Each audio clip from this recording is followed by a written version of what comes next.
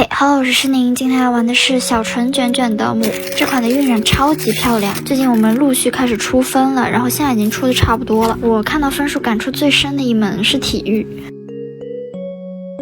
之前跟你们说过好几期，就是长得像白鹿的那个体育老师，也就是我的冰冰女神，我真的很喜欢她。然后上课的时候我也很喜欢跟她聊天。当时最后一节课我跟她聊了半个多小时吧，当时就聊到我前几个学期是哪个体育老师教的，然后有什么感受。我也真的如实说了，因为第一个学期我遇到的那个体育老师是我一直以来最不喜欢的老师。因为他一直针对我，反正就是各种原因吧，我讲了好久。基本当时每节课上完的后面一节英语课，我都是边哭边上，因为真的很委屈。当时甚至他给我平时分都扣完了，而且我觉得我没有做错什么，我的体育也不差，靠实力是完全可以上90分的。毕竟后面一学期还有这学期，我都是体测成绩和专项成绩90分以上，只要90以上就是4.0嘛。只有第一学期那个老师给我分很低，然后他还跟我的女神在同一个办公室，我就跟他唠了很多吧，其中就讲到我拿奖学金的时候，当时那个综测是要看体育分的，然后我是跟我一块拿奖学金这些人里面体育最低的。结果前2天我查到分数，发现我的女神给我打了100分，真的就是一下子非常感动。虽然说我本来就是可以4.0的嘛，但是因为他记住了我当时被那个体育老师针对，然后为了帮我拉均分，就直接给我打了100，我真的好想哭。哎，一想到以后估计不会再跟他见面了，就很难过。因为下学期他的课我调课了，除了上课应该也见不到他。没想到缘分如此短暂，但他永远是我心里人美心善的女神啊。